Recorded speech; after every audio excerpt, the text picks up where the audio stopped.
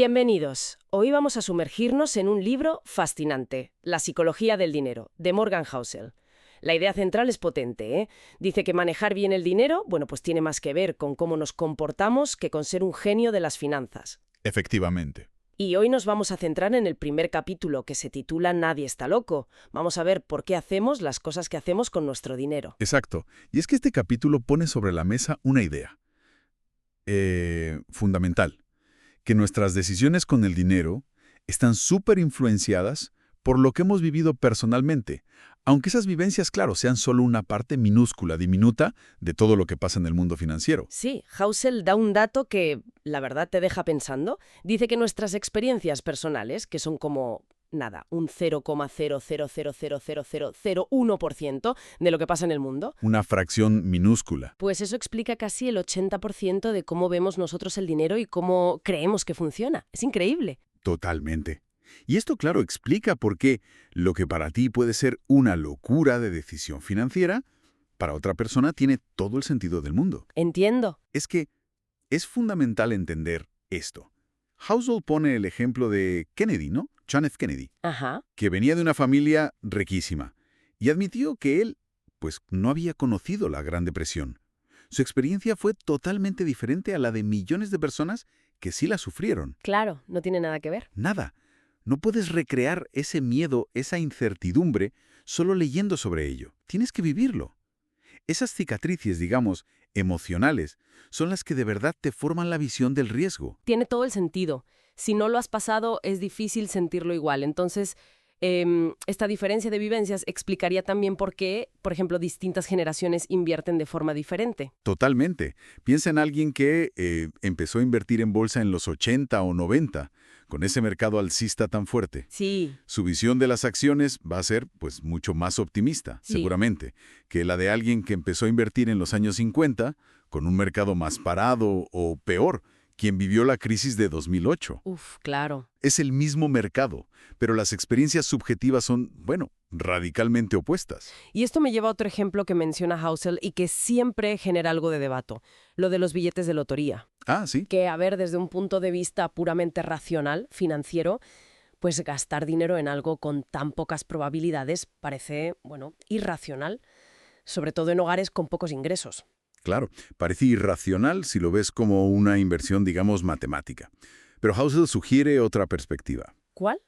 Que para alguien que siente que no tiene otras vías, otras salidas realistas para mejorar su vida económicamente, la lotería no es solo un gasto. Es comprar esperanza, comprar un sueño.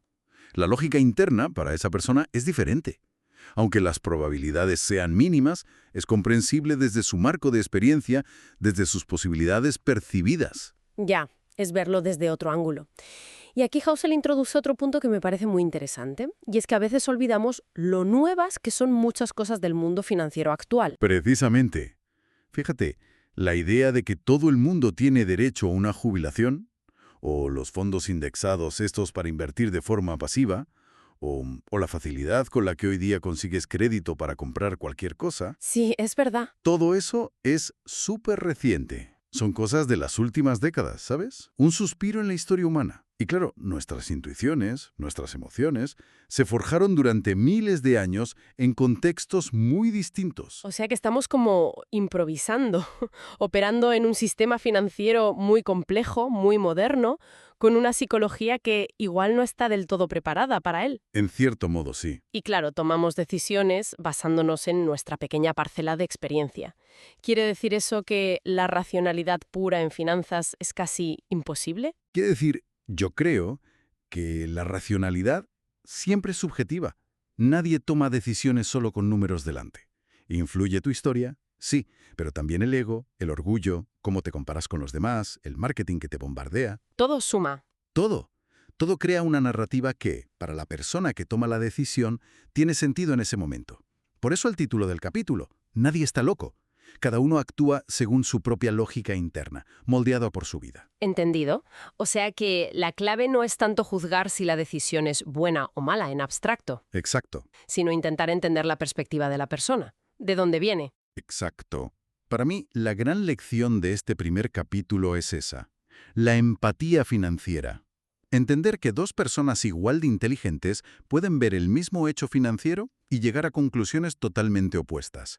Y eso pasa simplemente porque han vivido cosas distintas. Nuestras ideas sobre el dinero son como un puzzle hecho con las piezas únicas y a menudo limitadas de nuestra propia experiencia. Pues nos deja una reflexión importante, ¿eh? Pararnos a pensar cómo nuestras propias creencias sobre el dinero, las más fuertes, están quizá teñidas por nuestras vivencias, por un momento concreto, una época. Desde luego, Ser conscientes de eso es quizás el primer paso para entendernos mejor a nosotras mismas y también a los demás, en este mundo tan complejo del dinero. Muchísimas gracias por acompañarnos hoy en esta exploración del primer capítulo de la psicología del dinero. Si este análisis detallado os ha parecido interesante, pues os animamos a suscribiros a este canal. Así no os perderéis futuras inmersiones en el conocimiento como este. hola. Hoy nos metimos de lleno con un capítulo fascinante de la psicología del dinero, el libro de Morgan Housel. Vamos a analizar el capítulo 2, suerte y riesgo. Y la idea central, es potente. Dice que la suerte y el riesgo, influyen muchísimo más en cómo nos va con el dinero de lo que solemos admitir. Vamos a ver qué hay detrás de esto. Exacto. Lo que argumenta básicamente es que si juzgamos el éxito o el fracaso financiero de alguien solo mirando lo que hizo, pues nos estamos engañando. Claro, Porque dejamos fuera esas fuerzas invisibles, ¿no? La suerte, el riesgo, que siempre están ahí, jugando un papel. Y eso, claro, lo cambia todo. el capítulo empieza fuerte, con una comparación que te deja pensando. Bill Gates y su amigo Kent Evans. Uf, sí. Los dos en el Instituto Lakeside, brillantes, obsesionados con los ordenadores. Pero aquí viene lo interesante. Gates tuvo una suerte, de una entre 1.000.000. Pudo ir a uno de los poquísimos institutos del mundo que tenía un ordenador ya en 1968. Increíble. Una locura para la época. Y Kent Evans, que era igual de listo, igual de motivado, compañero de Gates en todo, pues le tocó la otra cara, el riesgo extremo. Puf. También de 1 entre 1.000.000. Murió en un accidente de montaña antes de graduarse. Es la misma fuerza enorme, ¿sabes? Suerte para uno, riesgo para el otro, actuando en direcciones opuestas. Vaya tela. Y esto demuestra lo difícil, lo increíblemente difícil que es separar la habilidad de la suerte. Totalmente. Es que tendemos a olvidarnos de la suerte, ¿verdad? Hay una cita del economista Robert Shiller que lo clava. Dice que lo que más le gustaría saber sobre inversión, y que es imposible saber, es el papel exacto de la suerte en los resultados exitosos. Claro. Es como incómodo, ¿no? Atribuir el éxito, ya sea el nuestro o el de otros, a la suerte. Nos incomoda muchísimo. Y pasa igual, al juzgar los fracasos, que no siempre son por tomar malas decisiones o por no esforzarse. Ya. A veces simplemente, pues, te toca la parte mala del riesgo, estás en el lado chungo de las probabilidades, aunque tu decisión fuera razonable. Y distinguir después si fue un error tuyo o pura mala suerte es súper complicado. El capítulo también menciona otros ejemplos, como Cornelius Vanderbilt o John D. Rockefeller, Ajá. que muchas veces se saltaron la ley para amasar sus fortunas. Hoy los vemos como tipos audaces, visionarios. Pero, a ver, ¿y si la suerte no les hubiera sonreído? Claro. Si los hubieran pillado y acabado en la cárcel, la línea entre ser audaz y ser un temerario es finísima. Y muchas veces solo la ves, a toro pasado. Totalmente. Y fíjate, no solo pasa con figuras históricas. Benjamin Graham, que es como el padre de la inversión en valor, ¿no? El del análisis súper riguroso, la diversificación. Sí, el maestro de Buffett. Pues él mismo admitió que gran parte de su fortuna personal vino de una sola inversión. Un engaico. Anda. Y lo curioso es que esa inversión iba en contra de sus propias reglas de diversificar. O sea, ¿fue genialidad pura ver esa oportunidad? ¿O fue un golpe de suerte tremendo? Buena pregunta. Él mismo dudaba, ¿eh? Y esto, claro, complica muchísimo eso de aprender fijándote en lo que hicieron otros, sobre todo los que tuvieron un éxito espectacular. Entonces, a ver, si la suerte y el riesgo son tan importantes y tan difíciles de distinguir de la habilidad, ¿qué podemos hacer? ¿Cómo aprendemos algo útil para nuestras finanzas? Pues la propuesta del capítulo es interesante. Sugiere cambiar un poco el foco. En lugar de obsesionarnos con copiar a los casos súper extremos, como Buffett, ¿no? Cuyo éxito es casi imposible de replicar por las circunstancias y sí por la suerte. Entiendo. Deberíamos centrarnos más en buscar patrones de comportamiento más generales, más amplios, que sí se asocian de forma consistente con buenos resultados, o malos, a largo plazo. O sea, buscar las lecciones que valen para muchos, no la excepción que confirma la regla, ¿no? Justo eso, buscar lo común, no lo extraordinario. Y sobre todo yo creo que la clave es desarrollar más humildad. Reconocer que el riesgo existe, que está ahí, implica ser más compasivos, con nuestros propios fallos y también al mirar los de los demás. Nada es tan bueno ni tan malo como parece a simple vista. Siempre hay factores ocultos. Vale. O sea que, resumiendo un poco la gran idea de este capítulo, la suerte y el riesgo no son actores secundarios en nuestra vida financiera. Son protagonistas. Totalmente. Y aceptar esto, pues, nos puede ayudar a juzgar menos a nosotros y a los demás y a centrarnos en lo que sí podemos controlar, pues la disciplina, el ahorro, la planificación a largo plazo, esas cosas. Exacto. Y quizás, para dejar una idea flotando, si de verdad asumimos que el azar juega un papel tan gordo en cómo salen las cosas, ¿cómo podría eso cambiar nuestra forma de ver nuestros objetivos? Buah. O de evaluar nuestras decisiones pasadas. Buena reflexión. Y no solo con el dinero, en la vida en general. Es algo para darle unas vueltas. Muy buenas. Bienvenida o bienvenido a esta exploración. Hoy nos metemos con la psicología del dinero, de Morgan Housel. Vamos a analizar en detalle el capítulo 3, que se titula Nunca es suficiente. Nos lo han pedido, así que vamos a ello, sobre todo para quien no conozca el texto. La pregunta central es, ¿por qué gente con muchísimo éxito, con mucho dinero, arriesga todo por tener todavía más? ¿Qué nos dice esto sobre el dinero y la felicidad, quizás? Es una pregunta fundamental, yo creo, porque toca algo muy de la condición humana, ¿no? Esa ambición que a veces se descontrola y sobre todo el peligro de compararnos, siempre mirando al de al lado, incluso cuando objetivamente ya lo has conseguido casi todo. Parece que la meta siempre se puede mover un poquito más. Buena sobre Joseph Heller, el autor de Trampa 22. Estaba en una fiesta y alguien le dice, mira, ese anfitrión multimillonario ha ganado más hoy que tú con toda la historia de tu novela más famosa. Ya, y la respuesta de Heller es genial. Dice, sí, pero yo tengo algo que él nunca tendrá. ¿El qué? Suficiente. Esa palabra, suficiente, es que es el corazón del capítulo. Qué difícil es saber parar, ¿eh? Exacto. Y Housel, para ilustrarlo, usa dos casos reales, dos casos muy potentes de gente que no supo ver ese límite. El primero es Rajat Gupta. Sí, Rajat Gupta, hablamos de una historia de éxito brutal. Empezó, desde abajo, en India, y llegó a ser CEO mundial de McKinsey, la consultora más prestigiosa del mundo. Nada menos. Se retiró en 2007, con un patrimonio que se estimaba en $100 millones. Estaba en consejos de administración importantísimos como Goldman Sachs, colaboraba con la Fundación Gates. Vaya, un referente. Cuesta imaginar una posición mejor, la verdad. Tenía prestigio, dinero, y aún así... Aún así, parece que esa idea de entrar en el club de los multimillonarios, no solo de los millonarios a secas, le pudo. Estando en el consejo de Goldman Sachs, justo en medio de la crisis de 2008, se entera antes que nadie de que Warren Buffett va a meter 5.000 millones. Una noticia clave para salvar al banco. Información privilegiadísima, claro. Pues segundos después de colgar esa llamada, llama a un gestor de fondos, Rajaratnam. ¿Y qué pasó? O sea, ¿qué hizo el otro? Pues Rajaratnam compró acciones a lo bestia, justo antes de que se hiciera público. Sacó un beneficio fácil, rápido, como $1 millón más o menos, por esa información. 1 millón. Sí, pero a Gupta esa filtración le costó. Le costó la cárcel. Condenado y a prisión.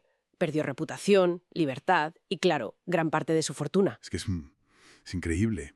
¿Arriesgar 10 millones que ya tenía? ¿El prestigio? ¿La libertad? ¿Por 1 millón más? Que no necesitaba para nada.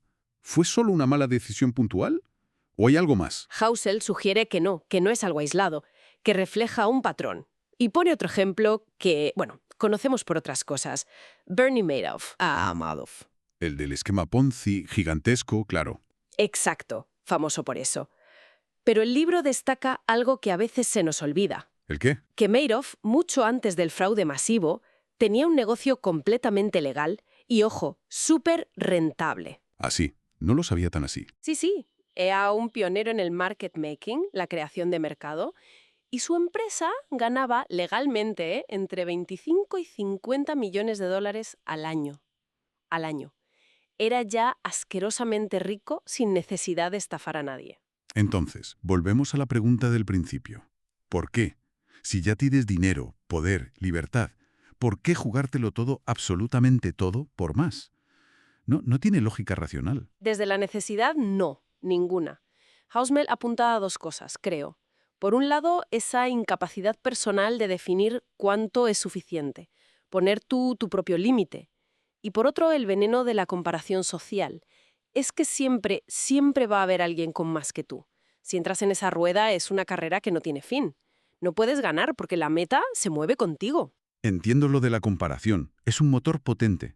Pero, ¿no es también lo que nos impulsa a mejorar? ¿A tener ambición? ¿Dónde está la línea, según el autor? La línea clave, y aquí cita a Buffett, está en el tipo de riesgo. El peligro de verdad es arriesgar lo que tienes y necesitas, tu reputación, tu libertad, tu familia, tu paz mental, cosas sin precio, vamos por algo que no tienes y en el fondo no necesitas. Ya. Como más dinero cuando ya te sobra. Es dejar que la codicia te haga apostar lo que no puedes permitirte perder. Lo irreemplazable. Ahí está la clave, entonces. Saber cuándo decir basta. Cuándo dejar de mover esa meta imaginaria. Exactamente. Esa es, según Hauser, la habilidad financiera más difícil, pero quizá la más importante, conseguir que la meta deje de moverse, aprender a sentir que ya tienes suficiente, y no por conformismo, sino para proteger lo que de verdad importa, lo que el dinero no puede comprar. Quizá el verdadero valor del dinero no es tanto comprar más cosas, sino comprar tiempo, comprar control sobre tu vida, independencia, la capacidad de elegir. Nos deja pensando, si la riqueza no se mide solo en euros, sino en autonomía, en tranquilidad, ¿cómo define cada uno su propio punto de suficiente? Es verdad. Es algo muy personal, ¿no? Bueno, pues yo creo que con esta reflexión podemos ir cerrando. Queremos agradecer muchísimo a toda la audiencia por seguir este contenido y nada, invitarles a suscribirse a nuestro canal de YouTube para no perderse las próximas exploraciones que hagamos. Muchas gracias y hasta la próxima. Hola y bienvenidos a este análisis. Hoy nos metemos de lleno en La psicología del dinero de Morgan Housel. Un libro muy interesante, sí señor. Nos vamos a centrar en el capítulo 4, que tiene un título que ya da que pensar. Complicación de confusión. Sí, es curioso. Y trata un tema fundamental en finanzas, aunque a veces se nos olvida. Totalmente. Hablamos del interés compuesto. Y la idea es explicarlo un poco para quien no lo tenga tan fresco, ¿verdad? Porque nuestra mente, como dice Housel, no está hecha para esto. Exacto. Pensamos más en línea recta. Sumar es fácil, pero multiplicar y que eso se multiplique otra vez, ¡uf! Pues eso. El capítulo empieza fuerte, con una analogía que me gustó mucho. Las glaciaciones. ¿Así?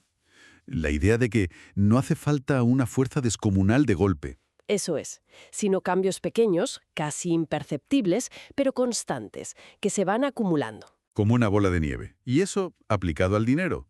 Pues ahí está la magia. O la complicación, como dice el título. Y el ejemplo que pone todo el mundo sobre la mesa es Warren Buffett. Claro, es un ejemplo paradigmático. Su fortuna, esos 84.500 millones de dólares, no vienen solo de que sea un genio invirtiendo, que lo es. ¿Cuál es la clave entonces? ¿El tiempo? El factor tiempo es brutal. Buffett lleva invirtiendo, desde que era un crío prácticamente. Y el dato que te deja pensando es que la gran mayoría de esa fortuna, más de 81.000 millones, 81.000. los consiguió después de cumplir los 65 años.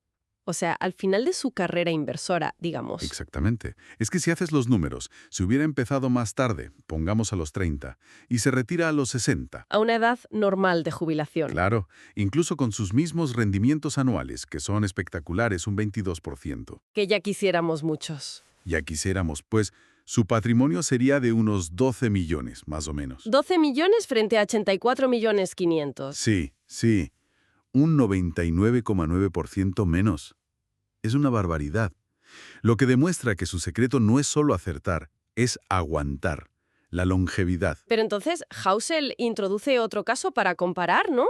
El de Jim Simons. Ah, sí. El contrapunto perfecto. Simons, con su fondo Renaissance Technologies, Bueno, unos rendimientos medios anuales del 66%. El triple que Buffett. Eso es una locura. Una auténtica locura, sí. Pero Pero, empezó más tarde, a los 50 años. exacto. Y su patrimonio, siendo enorme, es bastante menor que el de Buffett. Un 75% menos, calcula Housel. Ahí es donde te explota un poco la cabeza, ¿no? Más habilidad, rendimientos mucho mayores, pero menos dinero, al final. ¿Cómo puede ser? Pues por lo que decíamos al principio, el poder del tiempo y la capitalización. Es que nuestro cerebro no está preparado para entender el crecimiento exponencial. Lo de sumar 8 plus 8 plus 8 es fácil, pero 8 por 8 por 8. Se nos escapa, nuestra intuición falla. Simons es un genio, no hay duda, pero ni siquiera su genialidad pudo compensar las décadas extra que Buffett llevaba en el mercado. El tiempo pesa más de lo que parece. Muchísimo más. Y el libro pone otro ejemplo, el de los discos duros. Cierto, que durante años crecían poco a poco, megabyte a megabyte. Y de repente, ¡boom! Gigabytes, terabytes. Un salto exponencial. Que pilló a contrapié a mucha gente, incluso a Bill Gates con lo del gigabyte de Gmail, ¿no? Sí, Que dudaba si haría falta tanto espacio. sí. Nos cuesta ver venir esas explosiones que se han ido cociendo a fuego lento durante mucho tiempo. Queremos resultados ya. Entonces, si lo llevamos a la práctica, a nuestras finanzas, ¿qué nos llevamos de este capítulo? Parece que la obsesión por encontrar el pelotazo, la inversión con el mayor rendimiento. Pues quizá no sea el camino más inteligente a largo plazo. Ojo, no digo que no haya que buscar buenos rendimientos, Claro. pero la lección principal yo creo es que una buena inversión no es necesariamente la que da el máximo rendimiento un año puntual. Eso suele ser difícil de repetir y muy volátil. Entonces, Se trata más bien de conseguir rendimientos razonablemente buenos, decentes. pero de forma consistente y sobre todo durante el mayor tiempo posible. Ahí está la clave, el tiempo. Dejar que la capitalización haga su trabajo. Exacto. Y para eso hay que estar en el mercado. Hay que sobrevivir a las crisis, a las caídas. No vender presas del pánico. Que suena muy fácil decirlo aquí. Pero es dificilísimo hacerlo. Mucho. Pero esa es la idea. La persistencia, la paciencia, son tan o más importantes que la genialidad puntual. En resumen, que este capítulo 4 nos baja un poco los humos. Nos recuerda que la riqueza a menudo se construye más con constancia y tiempo que con golpes de suerte o genialidad extrema. Es una carrera de fondo, no un sprint. Una idea simple, sí, pero muy poderosa. Y que choca con nuestros instintos más básicos de buscar la gratificación inmediata. Totalmente. Quizás una pregunta interesante para quien nos escucha sería, sabiendo esto, ¿en qué decisiones financieras estamos quizás infravalorando el poder del tiempo? ¿Dónde buscamos el atajo en vez de la constancia? Muy buena reflexión para cerrar. Pues hasta aquí nuestro análisis de hoy. Muchas gracias por la atención. Y si alguien quiere seguir explorando estas conexiones entre psicología y dinero, puede encontrar más contenido como este en nuestro canal de YouTube asociado. Gracias por escucharnos. Bienvenidos, hoy nos metemos de lleno en una idea, yo diría que fundamental, del libro La psicología del dinero, de Morgan Housel. Concretamente vamos a mirar con lupa el capítulo 5. El libro en sí ya plantea algo potente, que el éxito financiero tiene más que ver con cómo actuamos, con nuestro comportamiento, que con ser superinteligentes, ¿no? Y hoy, pues eso, vamos a ver por qué hacerse rico y mantenerse rico son, bueno, dos habilidades totalmente distintas. Para empezar, a ver, pensemos en dos historias que vienen de la Gran Depresión. Para situarnos un poco. Está Jesse Livermore, un especulador legendario que llegó a ganar el equivalente a 3.000 millones de dólares de hoy, en un solo día, durante el crash del 29. Y por otro lado, Abraham Germansky, un promotor inmobiliario de éxito que, en ese mismo crash, se arruinó por completo. Desapareció de hecho. Estas dos historias, aunque una parece de éxito inicial y la otra de fracaso inmediato, nos meten de cabeza en el tema del capítulo. Conseguir dinero y, sobre todo, conservarlo. El capítulo 5 se titula así, tal cual, hacerse rico versus mantenerse rico. No puede ser más claro. Y volviendo a Livermore, a pesar de ese pelotazo increíble en 1929, el tipo siguió y siguió. Hizo apuestas cada vez más grandes, se endeudó hasta las cejas y al final lo perdió todo. Acabó suicidándose años después. Germansky, bueno, él se hundió directamente en el 29. Lo que vemos es que ambos, en cierto modo, eran buenos consiguiendo dinero. O al menos lo fueron en algún momento. pero mantenerlo. Ahí fallaron los dos. Exacto.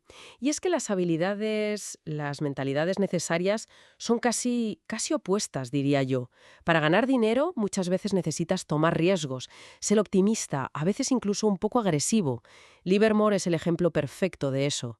Pero mantenerse rico, eso es otra historia. Requiere humildad, bastante frugalidad, ser prudente y sobre todo ser muy consciente de que lo que has ganado se puede ir igual de rápido. Como dice Housel, la clave para mantenerse rico se puede resumir en una palabrita: supervivencia. Supervivencia. Me parece una idea potente porque conecta con algo que el libro toca más veces. La importancia de estar ahí a largo plazo, ¿no? El poder de la capitalización. Pensemos en Warren Buffett. Su fama no es solo por ser un inversor genial, que lo es, sino por serlo, bueno, durante décadas. Décadas, sí. El contraste lo vemos con Rick Guerin. Fue uno de los primeros socios de Buffett y Munger. Igual de listo que ellos, ojo. Pero Guerin tenía prisa. Usó apalancamiento, o sea, pidió prestado para invertir más fuerte, más rápido. Y claro, Llegó la caída del mercado del 73-74 y, bueno, le pilló. Tuvo que vender sus acciones de Berkshire a Buffett a precios de risa.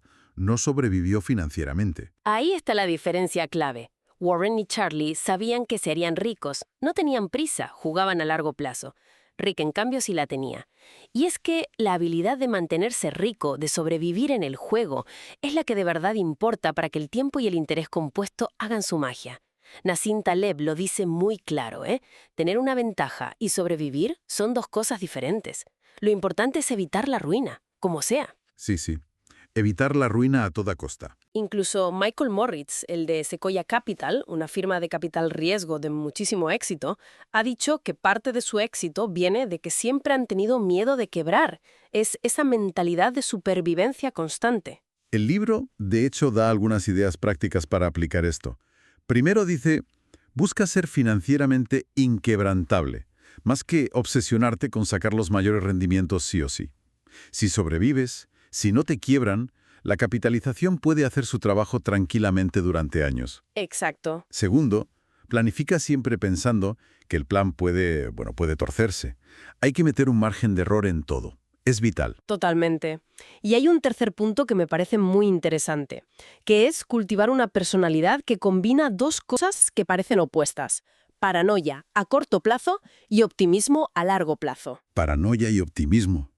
Curioso. Sí, paranoia para ver los riesgos que tienes delante, para sobrevivir a las caídas, y optimismo para creer en el crecimiento a largo plazo, para seguir invirtiendo. El propio Livermore reflexionó sobre ello, dijo que la cabeza hinchada, ese exceso de confianza que te da el éxito, es lo que te lleva a la ruina. La humildad, paradójicamente, es súper importante en las finanzas. Pues resumiendo un poco nuestra charla sobre este capítulo 5 de la psicología del dinero, la lección parece clara. Las habilidades para ganar pasta y para conservarla no son las mismas. A veces incluso chocan entre sí. La supervivencia, apoyada en la humildad, en gestionar bien el riesgo, eso es lo fundamental para mantenerse rico con el tiempo. Y quizá una reflexión final para quien nos escucha. En un mundo tan centrado en cómo hacer más dinero, en el pelotazo, en el siguiente gran qué, ¿cuánto valoramos de verdad la habilidad, que quizás es más difícil y menos vistosa, de simplemente no perder lo que ya tenemos? De mantenerlo. ¿Estamos construyendo nuestras estrategias financieras con suficiente paranoia, con ese margen de seguridad, para asegurarnos de que sobrevivimos a los baches del camino, que siempre los hay? Hola, hoy vamos a meternos a fondo con una idea, fascinante, del libro La psicología del dinero de Morgan Housel. Concretamente el capítulo 6. Se titula Colas. Tú ganas. Un nombre ya curioso, ¿verdad? Muy curioso, sí. Y la idea que plantea, pues, puede sonar rara al principio. ¿Cuál es esa idea principal? Pues que en muchos campos, y sobre todo en temas de dinero o de negocios, unos pocos eventos muy extremos, las colas largas, que llama él, son los que explican casi todo el resultado. O sea, no la media, sino los extremos. Exacto.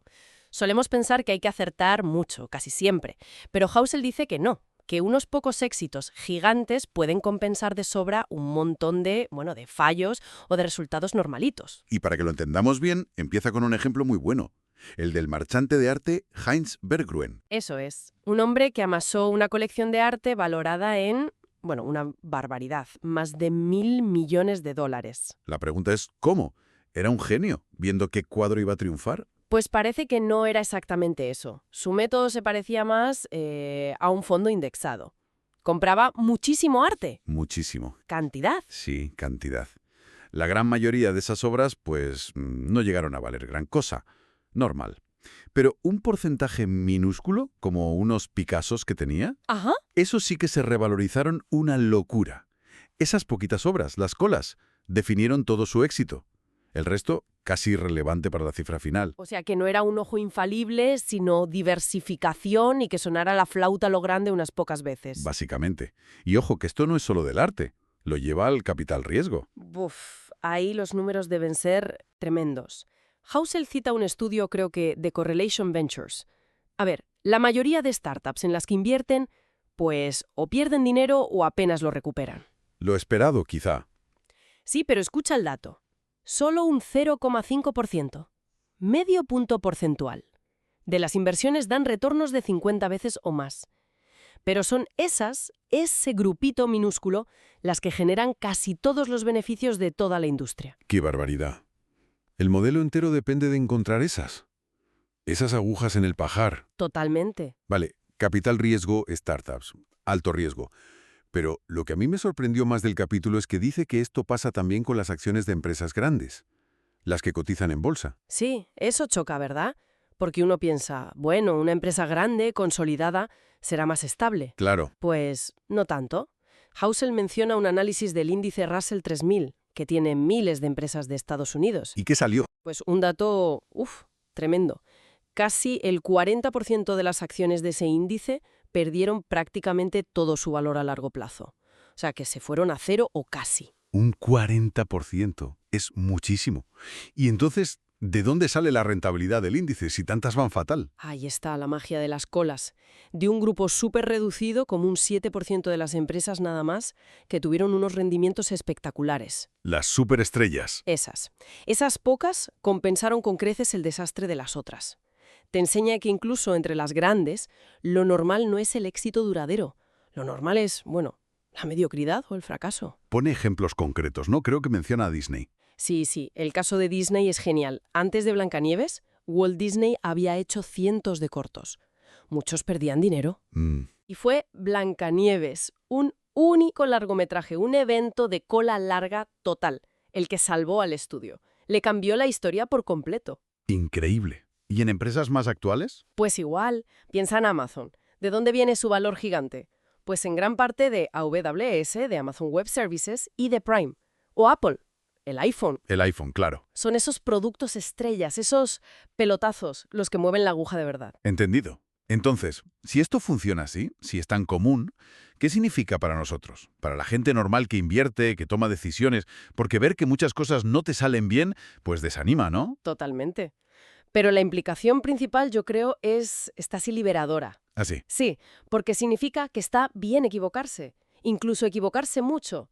Peter Lynch, un gestor de fondos famoso, decía algo así como que si aciertas 6 de cada 10 veces en bolsa, eres un crack. Vaya. Incluso los grandes como Buffett y Munger reconocen que la mayor parte de su fortuna viene de unas pocas inversiones.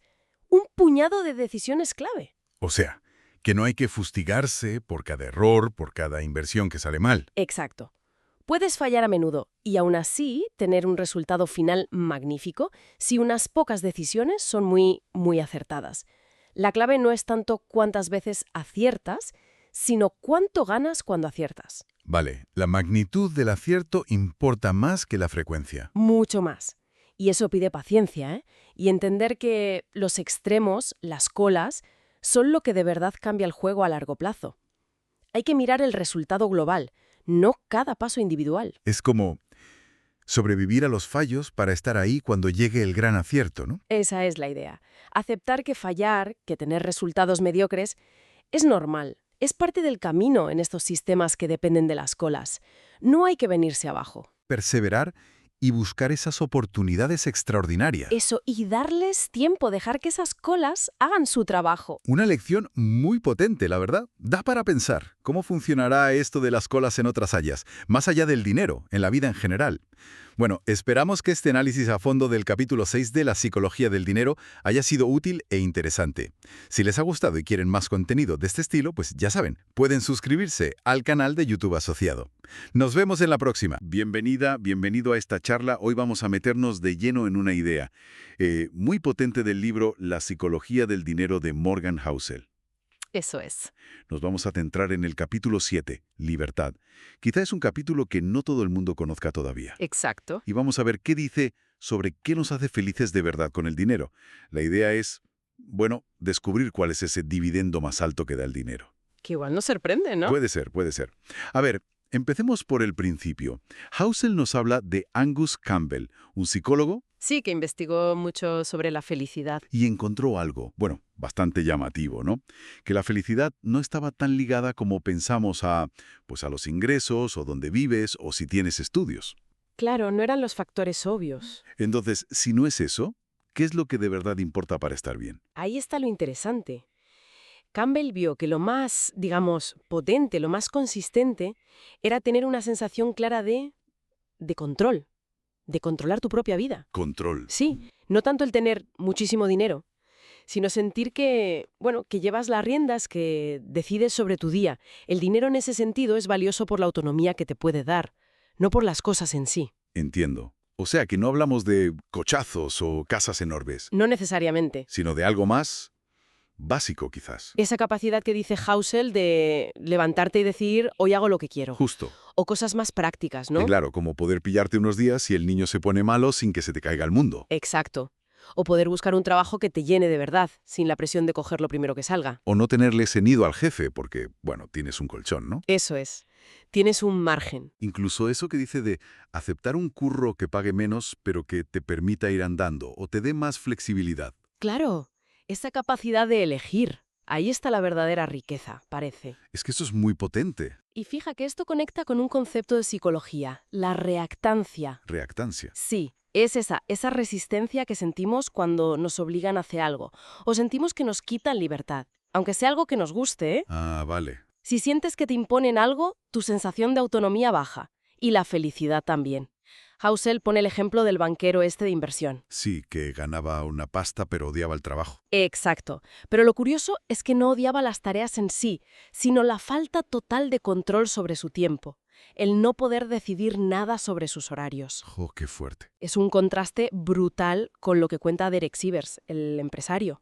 Para él, la libertad financiera de verdad no fue vender su empresa por millones. Ah, ¿no? No, fue mucho antes, con 22 años. Había ahorrado $12.000, lo justo para dejar su trabajo y dedicarse a la música. Vaya. Ese ahorro le dio el control. Esa fue su libertad. Y aquí viene lo paradójico, ¿no? Porque si miras países como Estados Unidos, la riqueza media, bueno, ha subido una barbaridad desde los años 50. Muchísimo, sí. Tenemos casas más grandes, coches mejores, más de todo. Pero los niveles de felicidad que dice la gente en las encuestas, pues no han subido igual. No han acompañado, ¿no? Es como si hubiéramos cambiado control sobre el tiempo. Por cosas, hemos hecho un maltrato. Es una pregunta. Quema que pensar, ¿eh? Housel lo refuerza con otra investigación, la de Carl Pillemer. ¿Qué hizo Pillemer? Entrevistó a cientos de personas, mayores. Les preguntó qué era lo más importante al mirar atrás en sus vidas. ¿Y qué decían?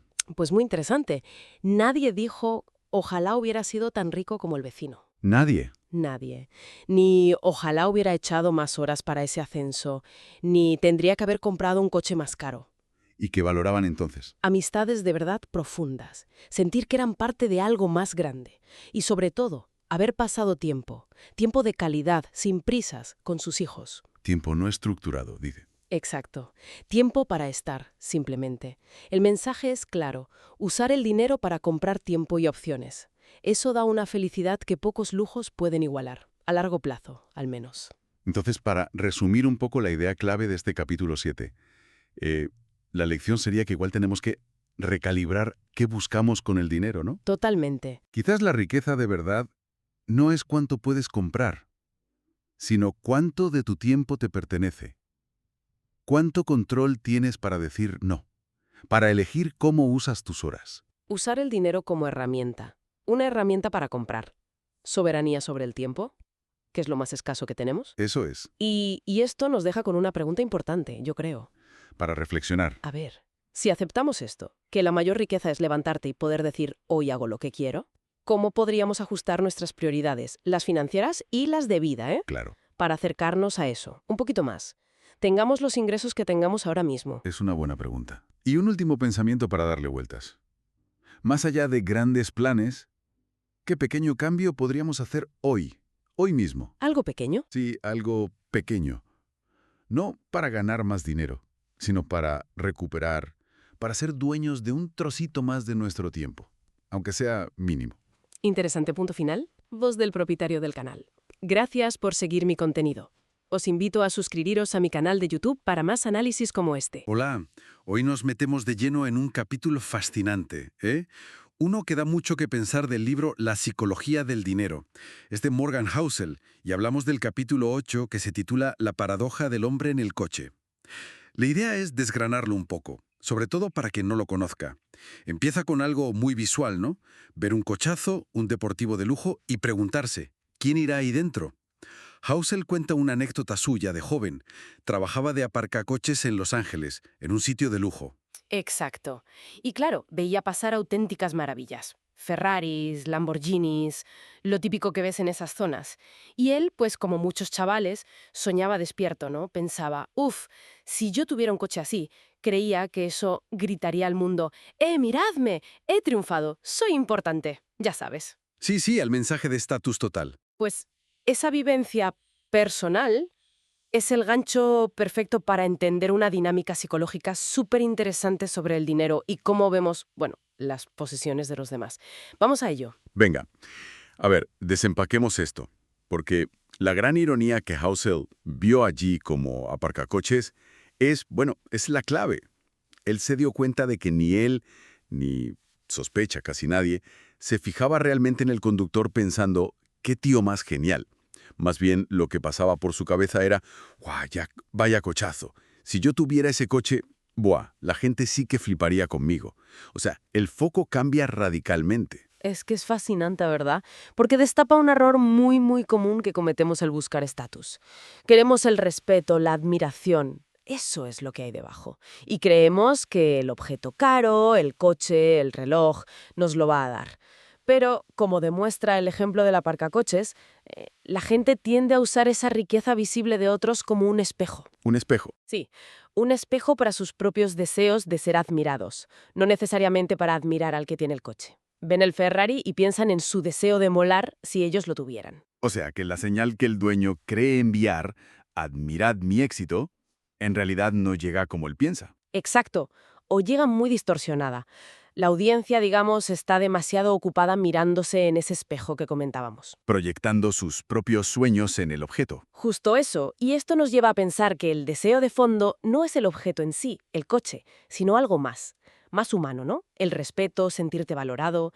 El coche es solo el medio que creemos que funciona para eso, pero la paradoja es que a menudo no funciona. O no como esperamos. Hay una parte en el libro, una carta a su hijo, que es súper directa.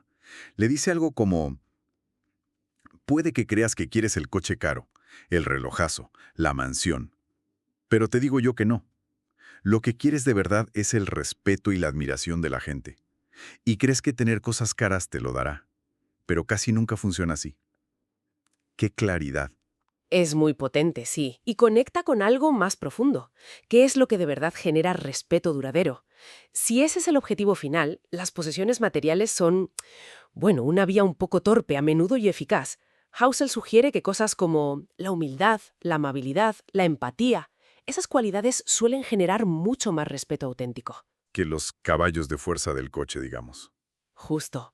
Es un recordatorio de que la psicología detrás del dinero, nuestras motivaciones y cómo percibimos las cosas, es crucial entenderla. Entonces, ¿qué nos llevamos de todo esto?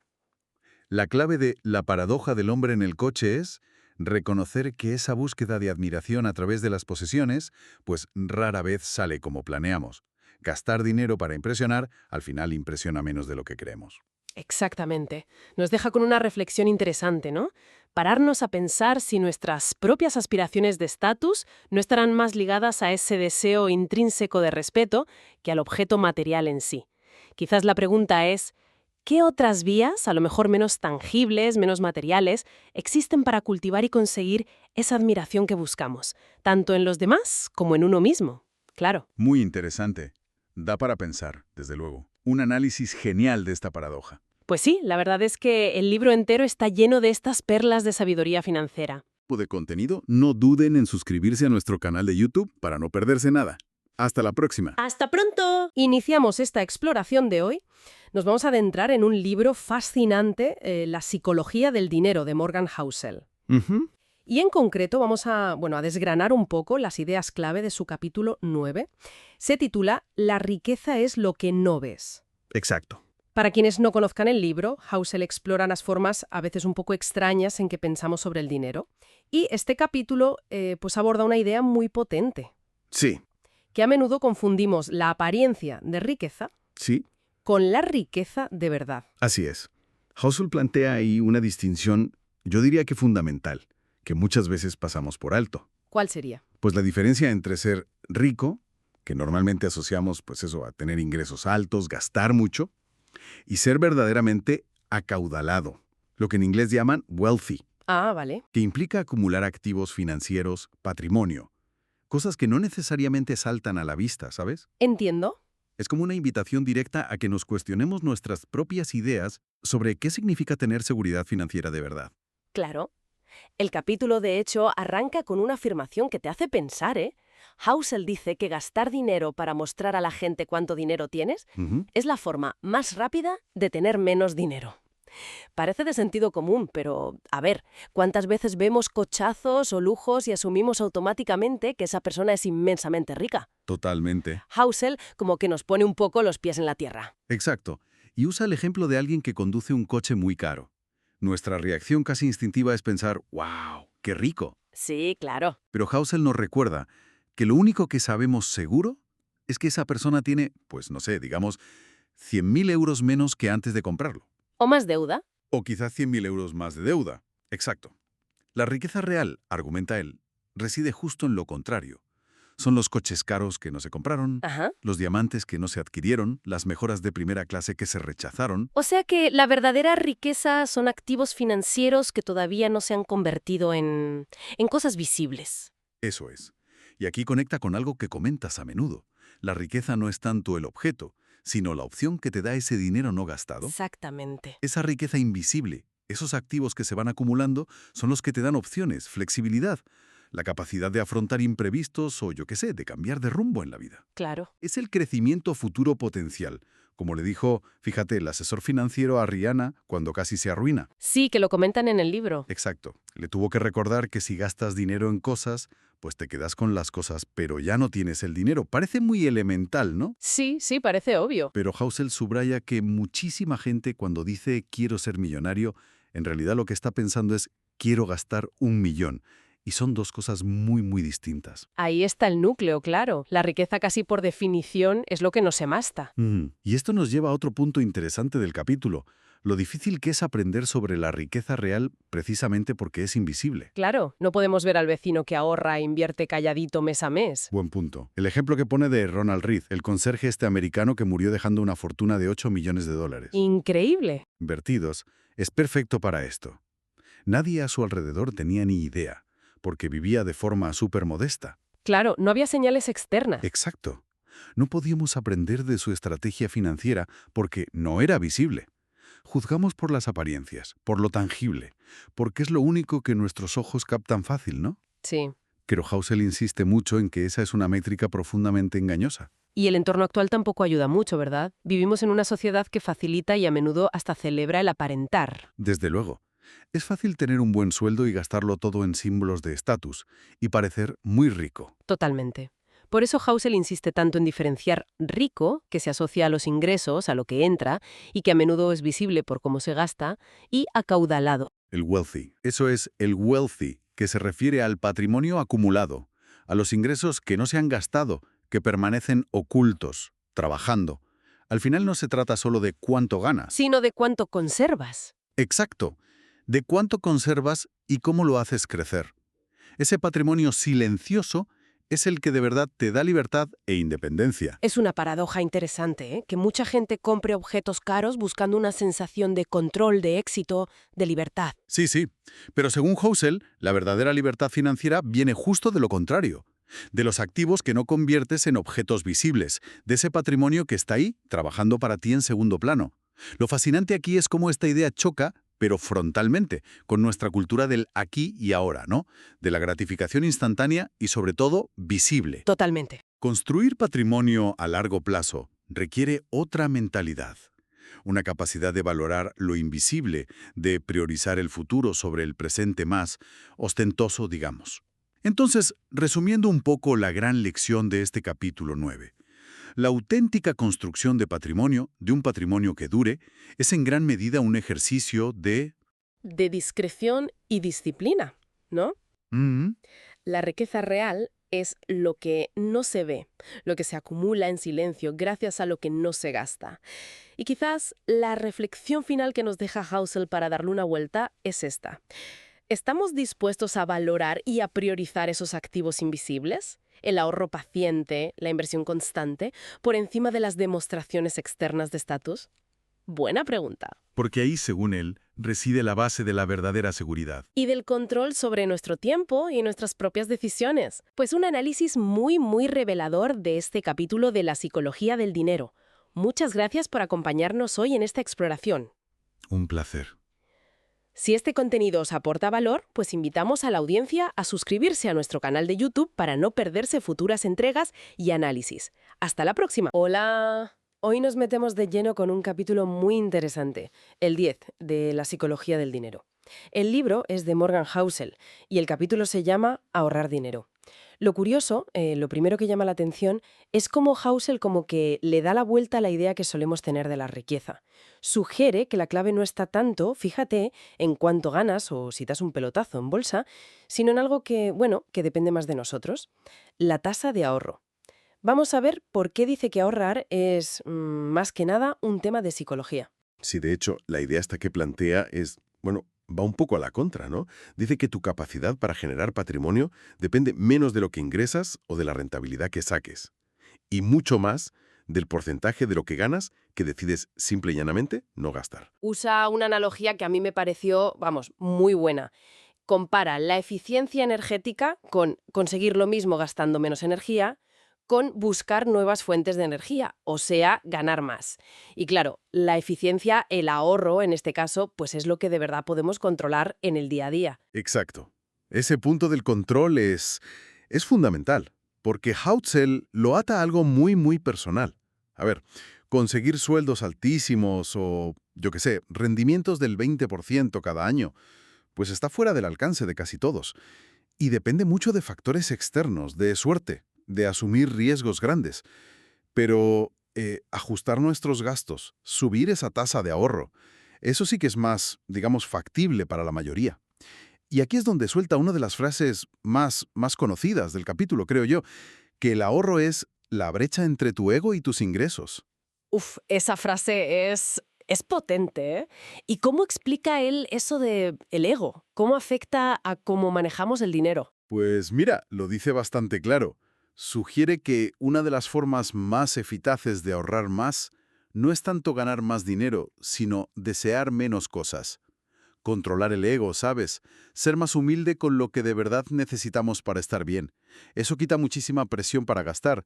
Implica pues dejar de darle tantas vueltas a las apariencias, a lo que van a pensar los demás si no tienes el último coche o el móvil más nuevo. Es como un cambio de chip pero por dentro. Entendido, sí. Y relacionado con esto, Housel mete otra idea que al principio como que choca un poco. La idea de que no siempre hace falta tener una razón súper específica para ahorrar. Que sí, que ahorrar para la entrada de un piso o para un coche o la jubilación, pues claro que está bien. Pero él insiste mucho en que es vital ahorrar porque sí, sin un objetivo súper definido. Justo. Y puede sonar raro, ¿verdad? Porque siempre nos dicen, márcate objetivos claros.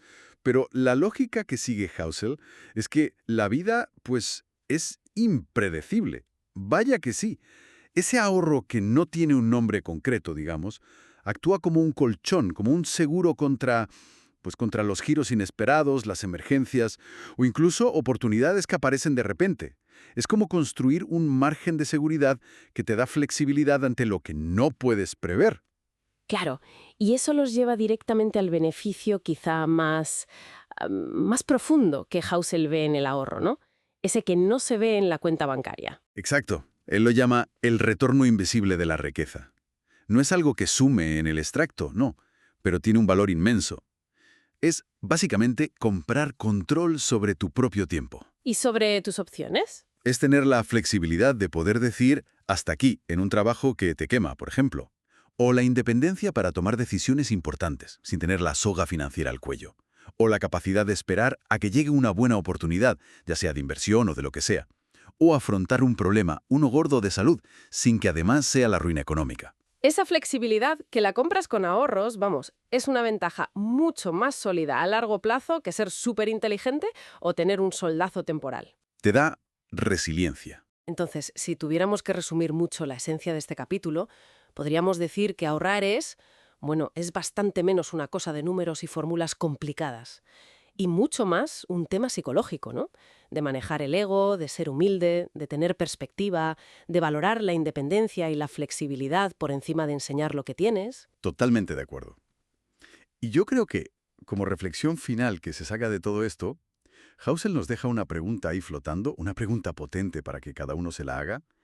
Sería algo como, ¿cuánto de lo que gastamos cada mes responde a necesidades o deseos que son de verdad nuestros? ¿Y cuánto es en realidad una señal para los demás? ¿Cuánto es por intentar seguir el ritmo de otros, por el ego, por compararnos? Pararse a pensar en eso, puede cambiar bastante cómo vemos el dinero y cómo lo usamos. Una pregunta clave, desde luego. Bueno, esperamos que este análisis más a fondo del capítulo os haya sido útil y os dé nuevas ideas sobre lo que plantea Housel. Muchas gracias por escucharnos. Si os gusta este tipo de contenidos, os invitamos a suscribiros al canal de YouTube para no perderos nada. Hasta la próxima. Bienvenidos. Hoy vamos a meternos de lleno en el capítulo 11 de La psicología del dinero, el libro de Morgan Housel. Este capítulo se llama Razonable Racional. Y la idea, el objetivo de hoy es desgranar un poco por qué, sobre todo cuando hablamos de dinero, ser razonable puede ser, digamos, más útil que intentar ser estrictamente racional. Queremos entender cómo las emociones nos influyen al tomar decisiones económicas y por qué aceptarlo es clave. La base es esa. No somos hojas de cálculo, ¿verdad? Somos personas. Exacto. Y eso es lo fascinante. Porque las finanzas muchas veces se enseñan como si fueran matemáticas puras, ¿no? Pero luego en la vida real nuestras decisiones están llenas de psicología. El capítulo defiende una idea muy potente. Una estrategia que sea suficientemente buena, pero que podamos seguir a rajatabla, vale más que una supuestamente perfecta que abandonamos enseguida. Claro, que la dejas a la primera de cambio. El libro, para ilustrar esto, usa un ejemplo histórico que, la verdad es que impacta. El del psiquiatra Julius Wagner-Jauregg. Cuéntanos un poco. Sí, es tremendo. Ganó un Nobel, fíjate, por tratar la sífilis, induciendo fiebre alta con malaria. A ver, desde un punto de vista puramente racional, según sus observaciones de la época, la fiebre ayudaba, combatía la infección. Pero claro, Ponte en la piel del paciente. ¿Quién querría pasar por unas fiebres de malaria terribles voluntariamente? No era razonable si piensas en el sufrimiento, en el bienestar inmediato de la persona. Ahí se ve muy bien esa tensión, ¿no?, entre lo que en teoría es óptimo y lo que humanamente podemos o queremos soportar. qué ejemplo más gráfico. Y luego salta otro Nobel, pero de economía. Harry Markowitz, el padre de la teoría moderna de carteras. Pero lo irónico es cómo invertía él mismo su dinero. Efectivamente. Markowitz, que desarrolló modelos matemáticos súper complejos para optimizar inversiones, confesó que él personalmente no los seguía al pie de la letra. ¿Qué hacía? Pues algo muy simple. Mitad acciones, mitad bonos. 50-50. ¿Y por qué? No por optimización matemática su purgo. No, su razón era, y esto es lo importante, minimizar su futuro arrepentimiento. O sea, buscaba dormir tranquilo. Priorizó una meta totalmente emocional, muy razonable, por encima de la perfección racional de sus propias teorías. Reconocía el peso del factor humano, de las emociones, del miedo a meter la pata. Es que eso conecta muchísimo con la experiencia de cualquiera, ¿no? Ese miedo a perder, a arrepentirte después, a veces pesa más que buscar el último euro de rentabilidad teórica. Y el capítulo sigue con más ejemplos de estos comportamientos razonables, ¿verdad? Cierto, cierto. Menciona cosas como el sesgo doméstico. Ah, sí. Invertir en empresas de tu propio país. Exacto. Que igual no es lo más diversificado si lo miras fríamente, o sea, no es lo racional, según la teoría, pero te da seguridad, conoces las marcas. Es razonable en ese sentido.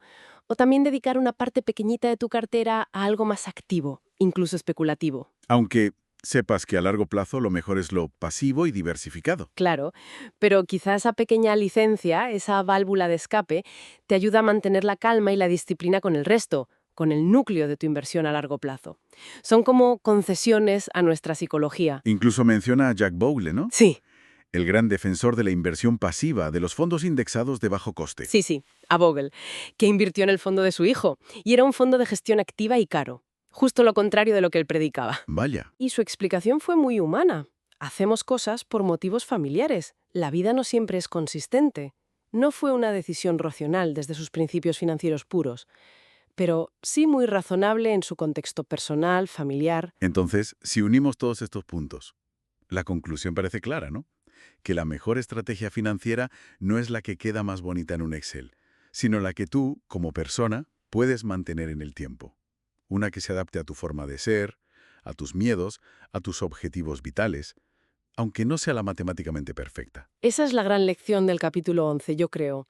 Aceptar que somos seres emocionales no es un fallo, es la realidad, y es mejor trabajar con ella que contra ella.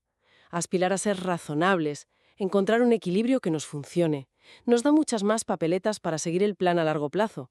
Y al final, la constancia, bueno, eso es lo que de verdad construye patrimonio. Nos deja con una reflexión final interesante.